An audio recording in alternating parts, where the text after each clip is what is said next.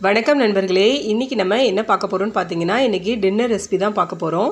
சுரக்காய் இருக்கும் இல்லையா, அதை வச்சு நான் கோஃப்தா பண்ணியிருக்கேன். சப்பாத்தி அதுக்கு சப்பாத்தி கூட பண்ணியிருக்கேன். வாங்க கோஃப்தா எப்படி பண்ணுறதுன்னு பார்த்துடலாம். இது நீளமானது இல்லைன்னா ரவுண்டான, இது ரெண்டில் எது உங்களுக்கு கிடைக்குதோ அந்த சுரக்காய் எடுத்துக்கோங்க. எடுத்துகிட்டு நல்லா துருவி எடுத்துக்கோங்க. சின்னதில் துருவ வேண்டாம், கொஞ்சம் பெருசாக இருக்கும் இல்லையா, அந்த சைடு பார்த்து துருவி எடுத்துக்கோங்க. இந்த தண்ணி நல்லா இறுக்கி பிழிஞ்சு எடுத்துருங்க.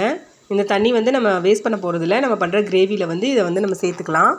அடுத்து இஞ்சி பூண்டு பேஸ்ட் நம்ம பண்ணிக்கலாம். இஞ்சி ஒரு பெரிய துண்டு அளவுக்கு, அப்புறம் பூண்டு ஒரு 10 பல், அப்புறம் பச்சை மிளகா 1, அப்புறம் கொத்தமல்லி தலையோட அந்த தண்டு பகுதி இருக்கும் இல்லையா, அது கொஞ்சம் போட்டு நல்லா இடிச்சுக்கோங்க. இடிச்சுட்டு அதை இந்த நம்ம துருவி தண்ணி பிழிஞ்சு வச்சுருக்கோம் இல்லையா, அந்த சுரக்காயில் போட்டுடலாம். அதுக்கப்புறம் இதில் கொஞ்சம் மசாலாஸ்லாம் போட்டுக்கலாம். கொஞ்சமாக மஞ்சள் தூள், அப்புறம் மிளகாத்தூள், தனியாத்தூள், கரம் மசாலா கொஞ்சம். அதுக்கப்புறம் இது நல்லா பைண்ட் பண்ணுறதுக்காக ஒரு 3 ஸ்பூன் அளவுக்கு நான் கடலை மாவு சேர்த்துருக்கேன். அப்புறம் இதுக்கு தேவையான அளவுக்கு உப்பு. இதை நல்லா பிசைஞ்சு கலந்து எடுத்துக்கோங்க. உங்களுக்கு திரும்ப தேவைப்பட்டால் கூட கொஞ்சமாக கடலை மாவு போட்டுக்கோங்க. ஆனால் ரொம்ப கடலை மாவு போட வேண்டாம். அப்புறம் வெறும் அந்த காய் தெரியாமல் வெறும் கடலை மாவு அந்த மாவு மாதிரியே இருக்கும். அதனால் ஓரளவுக்கு கடலை மாவு போட்டு நல்லா பிசைஞ்சுக்கோங்க. இது கூட நான் கொஞ்சமாக இது இருக்கு இல்லையா, கஸ்தூரி மேத்தி, அதுவும் சேர்த்துருக்கேன். கொத்தமல்லி தழை இருந்தால் கொத்தமல்லி தலையும் போட்டுக்கோங்க. போட்டுட்டு பார்த்திங்களா, இந்த மாதிரி உருட்டி நல்லா சூடாக காஞ்ச எண்ணெயில் போட்டு உருண்டையாக போட்டு நம்ம பொரித்து எடுத்துக்கிடலாம். மீடியமில் வச்சு பொரிங்க, அப்போ தான் உள்ள வரைக்கும் நல்லா போய் வேகும். பாருங்கள், நல்லா வெந்துருச்சு. உடையாமல் எப்படி வந்திருக்குன்னு பாருங்கள். ரொம்ப கடலை மாவு போடணுன்னு அவசியம் இல்லை. நல்லா பைண்ட் பண்ணுற அளவுக்கு போட்டாலே போதும். இது மாதிரி எல்லாத்தையும் பொரித்து எடுத்துடுறேன். இப்போது அதே கடாயில் நான் கடுகு எண்ணெய் கொஞ்சம் ஊற்றிக்கிறேன். நீங்கள் கடலெண்ணெய் எந்த எண்ணெய் ஊற்றுறீங்களோ அந்த எண்ணெய் தாளிப்புக்கு ஊற்றிக்கோங்க. இதில் நம்ம கொஞ்சம் ஸ்பைசஸ் இருக்கும் இல்லையா, அது கொஞ்சம் நான் போட்டிருக்கேன். போட்டுட்டு ஜீரகம் கொஞ்சமாக போட்டுட்டு, நம்ம ஏற்கனவே அந்த இஞ்சி பூண்டு தட்டி வச்சுருந்தோம் இல்லையா, அதில் கொஞ்சம் அதில் போட்டுட்டு மீதி இதில் சேர்த்து நல்லா வதக்கி விட்டுருங்க.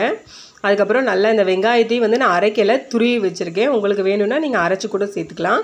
நான் நல்லா துருவி வச்சுருக்கேன். இதையும் நல்லா போட்டு வதக்கிடுங்க. வெங்காயம் நல்லா அந்த எண்ணெயில் நல்லா வேகட்டும். இப்போ வெங்காயம் நல்லா வெந்துருச்சு. இப்போ நான் ஒரு அரை ஸ்பூன் அளவுக்கு கடலை மாவு அந்த வெங்காயத்திலே போட்டு சேர்த்து கலந்து விட்டுருக்கேன். நல்லா கலந்து விட்டுட்டு தக்காளி போட்டுக்கோங்க. தக்காளி நான் ஒரு 2 பழுத்த தக்காளி எடுத்திருக்கேன். அதையுமே நான் அந்த துருவுறது இருக்கு இல்லையா, அதில் தான் நான் துருவி வச்சுருக்கேன். உங்களுக்கு வேணும்னா நீங்கள் அரைச்சி கூட சேர்த்துக்கலாம். இப்போது இது நல்லா வதக்கி விட்டுருங்க. வதக்கி விட்டுட்டு இதுக்கு மசாலாலாம் நம்ம சேர்த்துக்கலாம். ஏற்கனவே நம்ம அந்த கோஃப்தாக்கும் மசாலா சேர்த்துருக்கோம், அதனால் பார்த்து அளவாக சேர்த்துக்கோங்க. அதே மாதிரி தான் மஞ்சள் தூள், மிளகாத்தூள், தனியாத்தூள், அப்புறம் ஜீரகத்தூள் கொஞ்சமாக சேர்த்துருக்கேன். அப்புறம் உப்பு சேர்த்துருக்கேன். உப்பு பார்த்து சேர்த்துக்கோங்க. நம்ம கோஃப்தாக்கும் உப்பு போட்டிருக்கோம். இப்போ நல்லா மசாலாவோடு சேர்ந்து இது ஜெல்லாகி நல்லா வதங்கி வந்துருச்சு. இப்போ நம்ம ஏற்கனவே அந்த பிழிஞ்சு வச்சுருந்தோம் இல்லையா, அந்த சுரக்காயோட தண்ணி, அதை இதோட சேர்த்துக்கோங்க. சேர்த்து நல்லா கலந்து விட்டுருங்க. இன்னும் தண்ணி தேவைப்பட்டுச்சுனாலும் தண்ணி கொஞ்சமாக ஊற்றிக்கோங்க. நீங்கள் பாருங்கள், நல்லா கலந்து விட்டுட்டு இதை மூடி போட்டு நல்லா ஒரு 10 நிமிஷம் நல்லா கொதிக்கட்டும். பாருங்கள், நல்லா கொதிச்சிருச்சு. இப்போ நம்ம பண்ணி வச்சுருந்த கோஃப்தா இருக்கு இல்லையா, அதை எடுத்து இதில் போட்டுடலாம். போட்டு லைட்டாக கலந்து விட்டுருங்க. நான் சைட் பை சைட் சப்பாத்தி நான் போட்டுகிட்டே இருக்கேன். இப்போ கரம் மசாலா மேலே கொஞ்சமாக கரம் மசாலா போட்டு விட்டுருங்க. ஒரு 1/4 ஸ்பூன் போதும். அதுக்கப்புறம் கஸ்தூரி மேத்தி இருக்கு இல்லையா, அது போட்டிருக்கேன். கொத்தமல்லி தழை இருந்தால் கொத்தமல்லி தலையும் போட்டுக்கோங்க. என்கிட்ட இன்னைக்கு கொத்தமல்லி தழை இல்லை. சப்பாத்தியும் ரெடி ஆகிடுச்சு. உண்மையிலே இந்த கோஃப்தா சாதத்துக்கும் நல்லாயிருக்கும். இதே மாதிரி சப்பாத்தி, பூரி, நான் இந்த மாதிரி எல்லாத்துக்குமே நல்லாயிருக்கும். இந்த கோஃப்தா இன்றைக்கி நான் சிம்பிளாக பண்ணியிருக்கேன். இதே நிறைய வெரைட்டிலையுமே பண்ணுவாங்க. பாருங்கள், நல்லா கொதிச்சு எல்லாம் ஜெல்லாகி அந்த கோஃப்தாவோடு சேர்ந்து கொதிச்சு வந்துருச்சு குழம்பு. கொத்தமல்லி இவ்வளோ தான் இருந்துச்சு, நான் போட்டிருக்கேன் மேலே.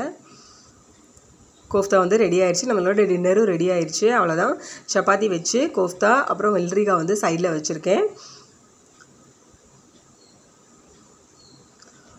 ரொம்பவுமே சூப்பராகவே இருக்கும். இது உள்ளே நல்லா வெந்திருக்கும். நம்ம சப்பாத்தி சாதத்தோடு சாப்பிட்றத விட சப்பாத்தி, நான், பூரி இதோட இது ரொம்ப ரொம்ப நல்லாயிருக்கும். செஞ்சு பாருங்கள். செஞ்சு பார்த்துட்டு எப்படி இருக்குன்னு கமெண்ட் பண்ணுங்கள், ஷேர் பண்ணுங்கள், சேனலை சப்ஸ்கிரைப் பண்ணுங்கள்.